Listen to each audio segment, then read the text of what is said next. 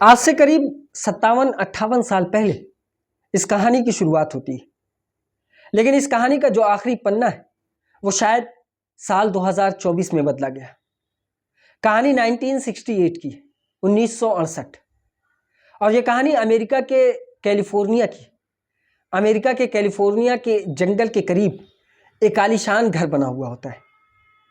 इस घर में एक पूरा परिवार रहता है, जिस परिवार के मुखिया का नाम डगलस ग्रीनस्टेड होता है। डगलस ग्रीनस्टेड की शादी 1968 से 15 साल पहले यानी 1953 में होती है। शादी के बाद साल 1968 तक उसके पास उसकी दो बेटियां होती हैं। एक बेटी जिसकी उम्र 13 साल होती है, उसका नाम बेथ होता है, और दूसरी बेटी जिसकी उम्र 11 साल होती है, उसका नाम लेन होता है। इसका जो कारोबार था डगलस का, वो कारोबार ताबूत का था।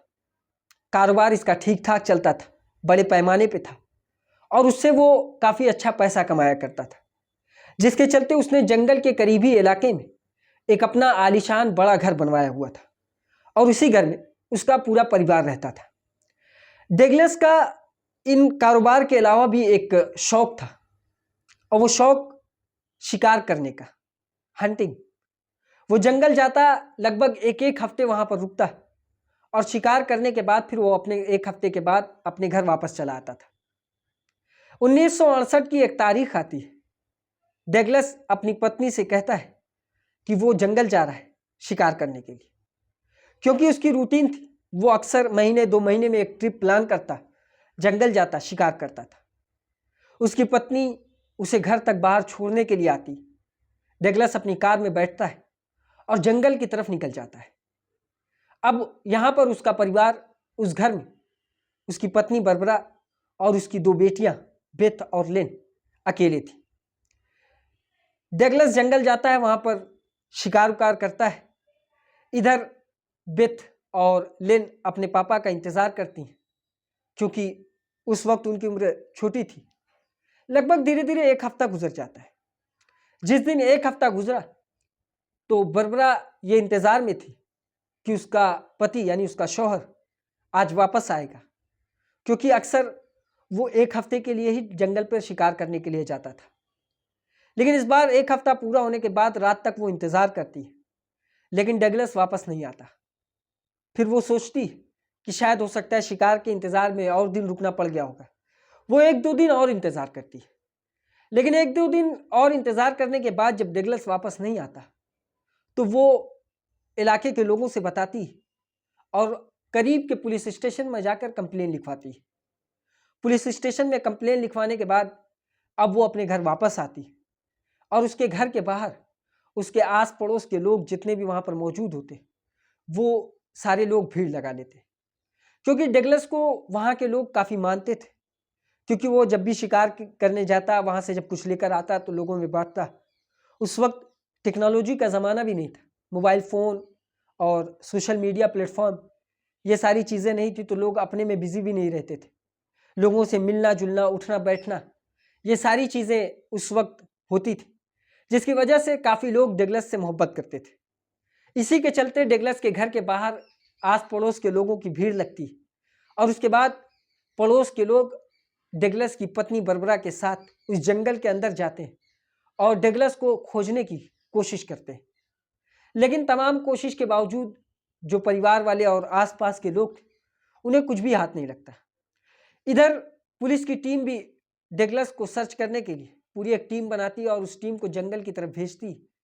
उधर भी लगभग 4 दिन गुजर जाते हैं, लेकिन डगलस के बारे में पुलिस की टीम को भी कुछ पता नहीं चलता। अब पुलिस की टीम आगे और लोगों को अपनी टीम में शामिल करती है, जो सोशल वेलफेयर सोसाइटीज़ होती उन्हें अपने साथ शामिल करती, और जंगल में निकल जाती कि वहाँ पर डगलस को तलाश किया जाए, और अगर वो मिल जाए तो उसे जंगल से बाहर लाया जाए। लेकिन इन तमाम कोशिशों में लगभग 7-8 दिन गुजर जाते हैं और डगलस का कुछ भी पता नहीं चलता। अब जो वहाँ की ऑफिशियल टीम थी, उसने फैसला किया कि जो जेल के कैदी, उन्हें भी अपनी टीम के साथ शामिल किया जाए, ताकि खोजने वालों की तादाद ज़्यादा हो सके और डगलस का पता जल्द ही लगाया जा सके। जेल के कुछ कैदियों को भी अपने साथ मिलाने के बाद वो तादाद लगभग सैकड़ों में हो जाती है। और अब उस जंगल में डगलस को खोजने के लिए वो सैकड़ों लोगों की टीम निकल जाती है।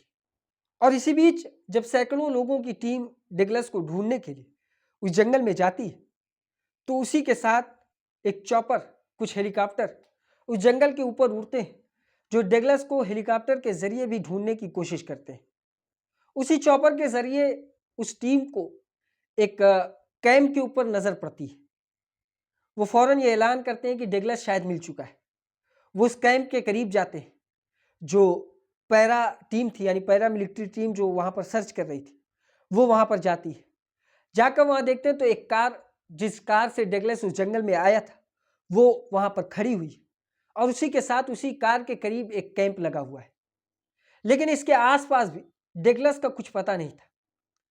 उस टीम को लगभग कुछ घंटे लगते हैं आसपास तलाश करने में। जब डगलस नहीं मिलता तो ये टीम डिसाइड करती है कि शायद डगलस अब इस दुनिया में जिंदा नहीं, क्योंकि अगर वो जिंदा होता तो वो उस जंगल के करीब आसपास कहीं ना कहीं हमारी चहल पहल सुनकर चला आता। कोई जंगली जानवर शायद उसका शिकार कर लिया हो और वो किसी जानवर का शिकार बन गया हो। लेकिन उसकी पत्नी इस बात को मानने को तैयार नहीं थी। और इधर अब 15 दिन गुजरने के बाद डगलस का जो सर्च ऑपरेशन था वो खत्म हो चुका था। परिवार में जो बेटियां थी वो यकीन नहीं कर पा रही थी कि उनका पिता अब घर वापस नहीं आएगा। और उसकी पत्नी भी काफी गमगीन थी। वो घर वापस चले आते हैं और एक एक लम्हा, एक एक सेकंड इस इंतजार में गुजरता है कि शायद अब दरवाजे की बेल बजे और डगलस घर के बाहर आए और उसकी पत्नी दरवाजा खोले तो सामने उसका पति हो। इसी इंतजार में लगभग 7 साल गुजर जाते हैं। 7 साल गुजरने के बाद जो ऑफिशियल टीम होती है, वेलफेयर सोसाइटी जो वहां पर होती है, वो डगलस को मृत घोषित कर देती है। और डगलस का जो डेथ सर्टिफिकेट था उसे उसकी पत्नी बरबरा को लाकर दे देते हैं। और अब इधर डगलस की पेंशन चालू हो जाती है। जिस तरह से हमारे यहाँ विधवा पेंशन चलती है, उसी तरह से डगलस को भी वहां पर विधवा पेंशन मिलने लगती है। सालों तक विधवा पेंशन वो लेती रही। उसकी बच्चियों की जो पढ़ाई का खर्चा था वो भी वहां की गवर्नमेंट उठाती है किसी स्कीम के तहत, और उसे भी पैसा दिया जाता आगे की पढ़ाई पूरी करने के लिए। सालों बीत जाते हैं। इधर डगलस का अब कुछ पता नहीं था। इधर उसकी पत्नी, जो जंगल के करीब एक आलीशान बड़ा घर था, उसे बेचती है। और बेचने के बाद उन पैसों से एक दूसरे इलाके में एक छोटा घर खरीदती है जहां पर उसके माँ बाप रहते थे। और जो डगलस का कारोबार था कॉफिन वाला, ताबूत का, उसे भी वो बेच देती है। और उन सारे पैसों को लेकर वो दूसरे इलाके में जाती है, वहां पर अपने एक छोटा घर बनाती है, उस घर में रहने लगती है। और शायद अब भी उसके दिल में अपने शौहर, अपने पति का इंतजार था और वो इंतजार में अपना वक्त गुजार रही थी। और अब धीरे धीरे वक्त गुजरता है और साल 2015 आ जाता है। साल 2015 तक डगलस की वाइफ बरबरा ने जो विधवा पेंशन स्कीम के तहत पैसे पाए थे, उसकी कीमत लगभग $1 लाख के करीब हो चुकी थी। यानी $1 लाख तक बरबरा विधवा पेंशन के तहत पैसे पा चुकी थी। और उसकी जो बच्चियों की पढ़ाई के तहत उसने पैसे पाए थे वो $22,000 के करीब थे। यानी 1 लाख विधवा पेंशन के जरिए और $22,000 उनकी बच्चियों की पढ़ाई के जरिए बरबरा पा चुकी थी। यह साल 2015 तक का डेटा था। साल 2015 में हम इस कहानी को यहीं पर रोकते हैं और पीछे जाते हैं साल 1968 में, जब डगलस गायब हुआ था। उससे एक साल बाद यानी साल 1969, 1969 जहां पर डगलस रहा करता था, उससे तकरीबन 100-150 किलोमीटर दूरी पर एक दूसरा इलाका है। वहां की आइडेंटिफिकेशन वेलफेयर सोसाइटी की ऑफिस में एक व्यक्ति जाता है और वो कहता है कि उसका नाम रिचर्ड मोरली है और उसका जो आइडेंटिफिकेशन कार्ड वो गायब हो चुका है और उसे एक नया आइडेंटिफिकेशन कार्ड चाहिए रिचर्ड मोरली के नाम से। जो आइडेंटिफिकेशन वेलफेयर सोसाइटी होती है वो तफ्तीश करती है और उसके बाद फिर उसका कार्ड बनाकर उसे दे देती है। और अब यहाँ पे रिचर्ड मोरली अपने घर पर जाकर रहता है अपने परिवार के साथ। इधर कुछ वक्त बीतता है, यानी जब साल 2015 आ जाता है।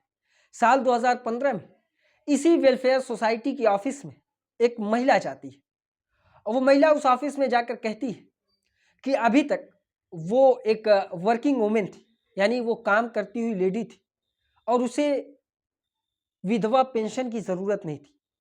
लेकिन क्योंकि अब उसकी उम्र ज़्यादा हो चुकी है, उसके पति को गुजरे काफ़ी वक्त हो चुका है, तो अब उसे विधवा पेंशन की ज़रूरत है। उसको विधवा पेंशन जारी कर दिया जाए। ऑफिस के लोग नाम पूछते हैं उसके हस्बैंड का, तो बताती है कि मेरे हस्बैंड का जो नाम है वो है रिचर्ड मोरली। वो नाम भी लिख लेते हैं। सब कुछ लिखने के बाद फिर वो अपने घर चली जाती है। इस इंतज़ार में रहती है कि शायद उसकी जो विधवा पेंशन है वो कुछ दिन में चालू हो जाएगी और उसे स्कीम के तहत कुछ पैसे मिलने लगेंगे। लेकिन इधर जब आइडेंटिफिकेशन वेलफेयर सोसाइटी के लोग इसकी रिसर्च करते हैं तो वो एक लेटर रिचर्ड मोरली की पत्नी को भेजते हैं कि आप तो कह रहे हैं कि आपके पति की सालों पहले मृत्यु हो चुकी है, लेकिन आपका पति तो अभी भी जिंदा है। वो हाउस का टैक्स भर रहा है, पानी का टैक्स भर रहा है, बिजली का टैक्स भर रहा है, ये सारी चीज़ें तो वो जमा कर रहा है, वो तो जिंदा है। आप कैसे कह सकते हैं कि आपके हस्बैंड अब इस दुनिया में नहीं और आप विधवा पेंशन लेने आई? तो वो काफ़ी हैरान होती है। वो उस ऑफिस में बार बार चक्कर काटती है कि नहीं, उसके हस्बैंड अब जिंदा नहीं है, उसकी मृत्यु हो चुकी है। और इधर आइडेंटिफिकेशन वेलफेयर सोसाइटी के लोग काफ़ी परेशान होते हैं कि यहाँ तो साल 2014 तक 15 तक वो आदमी रिचर्ड मोरली सारे टैक्सेस भर रहा है, हाउस टैक्सेस भर रहा है और उसका पूरा एक कारोबार है। ये सारी चीज़ें देखकर वो हैरान होते हैं। उन्हीं में से एक ऑफिसर ने अपने एक दोस्त जो कि FBI में था उसे संपर्क करते हैं और उसे इस केस के बारे में बताते हैं कि एक महिला जो कह रही कि उसके पति की मौत सालों पहले हो चुकी और उसे विधवा पेंशन चाहिए। और मैं इधर सारी लिस्ट देख रहा हूं तो मुझे पता चल रहा है कि वो आदमी जिंदा है और वो एक इलाके में रह रहा है। तो इधर अब FBI का जो ऑफिसर था वो इस पे इन्वेस्टिगेशन करने लगता है। इन्वेस्टिगेशन के दौरान उसे ये तो पता चल गया था कि जो पत्नी है, यानी जो रिचर्ड मोरली की पत्नी, वो झूठ नहीं बोल रही, वो ये बात सच कह रही। उसके हिसाब से उसका पति सालों पहले मर चुका है। लेकिन इधर दूसरा जो डेटा है वो ये कह रहा है कि रिचर्ड मोरली जो है वो अभी भी जिंदा है। इसी बीच तफ्तीश में कुछ वक्त गुजरता है और एक लेटर आइडेंटिफिकेशन वेलफेयर सोसाइटी के ऑफिस में आता है। जब ऑफिसर उस लेटर को खोल के देखता है और उसमें लिखा होता है कि मैं रिचर्ड मोरली नहीं हूं, बल्कि मेरा नाम डगलस ग्रिंस्टन होता है। डगलस उस लेटर में लिखता है कि मैंने सिर्फ रिचर्ड मोरली का नाम चुराया, बाकी उसकी बर्थ मैंने नहीं चुराई है। वो एक दूसरा व्यक्ति है, मैं दूसरा व्यक्ति हूँ। लेटर के बारे में जब वो पढ़ता है, FBI ऑफिसर भी पढ़ता है उसे, फिर उस एड्रेस पे जाता है जहाँ से ये पार्सल, ये कुरियर इस ऑफिस में आया था, तो पता चलता है कि हाँ, यहाँ पर एक व्यक्ति तो रहता था जिसकी उम्र उस वक्त 87 साल थी और उसका नाम रिचर्ड मोरली था। लेकिन असल में यही व्यक्ति था जो डगलस ग्रिंस्टन था। उसने अपने नाम को बदलकर रिचर्ड मोरली रखा और साल 1969 में वो रिचर्ड मोरली बनकर उस शहर में एक अलग जिंदगी बिता रहा था। लेकिन जब ये लेटर भेजता है उसके बाद ही कुछ दिन के बाद उसकी मौत हो जाती है। जब तक FBI की टीम, पुलिस की टीम उसके घर पहुंचती तब तक उसकी मृत्यु हो जाती है। उसकी उम्र और बीमारी के कारण उसकी मौत हो जाती है। और अब इस टीम को जब इसके बारे में पता चलता है तो वो अपना पूरा डेटा खंगालते हैं और पता करते हैं कि ये डगलस ग्रिंस्टन कौन है। उन्हें सर्च करने में ये पता चल जाता है कि कैलिफोर्निया के इस इलाके में ये रहा करता था और इसकी पत्नी अभी भी फला इलाके में रहती। वो पूरी एक टीम के साथ डगलस ग्रिंस्टन के पत्नी के घर पहुंचते हैं, बरबरा के घर, और वहां जाने के बाद उससे पूछताछ करते हैं। उससे पूछते हैं कि आपके पति की मौत कब हुई? तो उसने बताया कि उसके पति की मौत 1968 में हुई। वो लापता हो गया था और 7 साल के बाद फिर उसे डेथ सर्टिफिकेट इशू किया गया था। लेकिन जब ये टीम उससे बताती कि आपके पति मरे नहीं थे, बल्कि साल 2014 तक, यानी 15 के करीब तक वो जिंदा थे और वो अपना नाम बदलकर शहर से इतनी दूरी पर एक दूसरे इलाके में रहा करते थे। जैसे ही इसके बारे में बरबरा को पता चलता है वो काफ़ी परेशान होती, हैरान होती।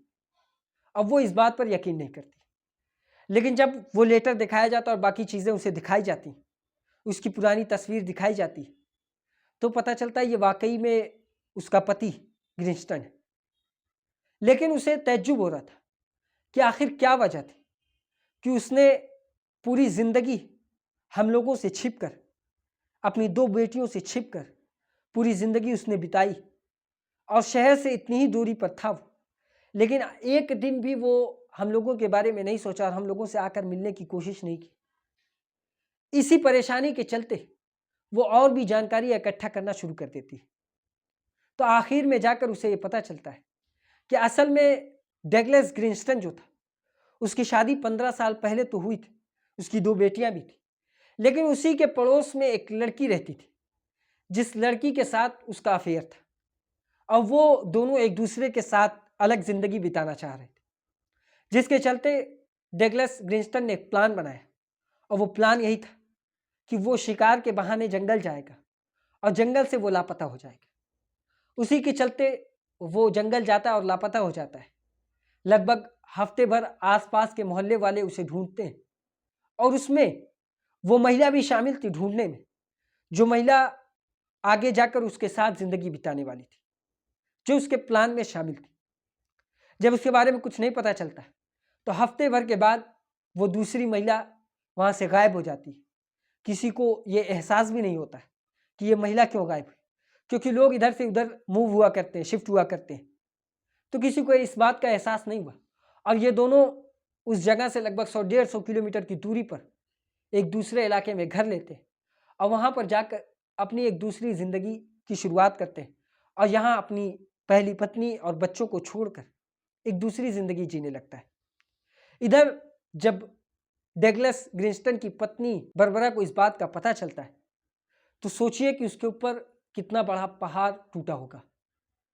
उसके दिल पर क्या गुजरी होगी कि उसका पति 48 साल तक जिंदा था, लेकिन वो उसे मुर्दा समझती रही, या मुर्दा कह लीजिए या फिर ये कह लीजिए कि शायद इस आस में कि शायद अब उसका पति वापस आ जाए। जब भी किसी की मौत हो जाती है तो घर वालों को कुछ दिन में ऊपर वाला सब्र दे देता है। ये एक नेचुरल चीज, धीरे धीरे आदमी उस गम को भूल जाता है। लेकिन जब कोई व्यक्ति 48 साल तक लापता रहे और ये कंफर्म ना हो कि उसकी मौत हो चुकी है, तो सोचिए कि एक एक दिन उसके दिल पर क्या गुजरती होगी, वो क्या सोचती होगी।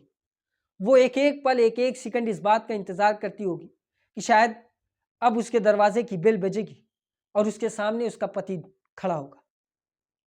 जो उसकी पत्नी बरबरा थी, वो अपने पति डगलस ग्रिंस्टन से इतनी मोहब्बत करती थी कि उसने अपनी पूरी जिंदगी विधवा रहते हुए गुजार दी, दूसरी शादी नहीं की, जबकि उसके पास अभी भी ऑप्शन था। और इधर एक पति डगलस ग्रिंस्टन अपनी पत्नी, अपने बच्चों को छोड़कर 48 साल तक जिंदा रहा और उसके बाद फिर एक बीमारी के चलते मर गया। अभी यहां पर यह पहाड़ डगलस ग्रिंस्टन की पत्नी पर टूटा ही था।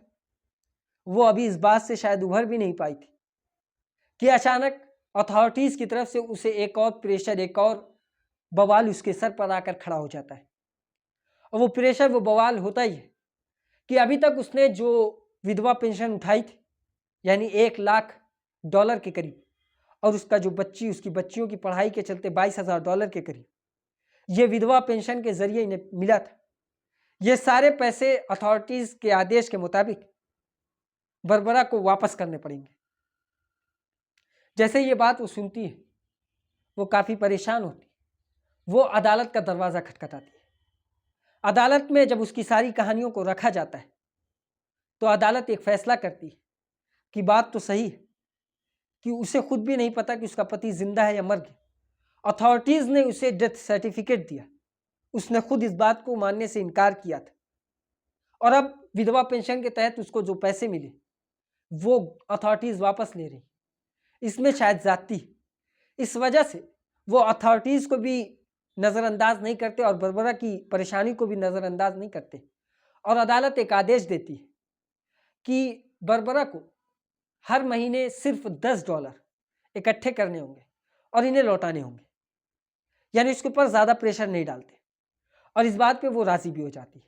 लेकिन इसके साथ एक फैसला और था कि बरबरा जब इसकी मृत्यु हो जाएगी उसके बाद ये सारे हिसाब खत्म हो जाएंगे, उसके बाद किसी को भी ये पैसे वापस लौटाने की ज़रूरत नहीं।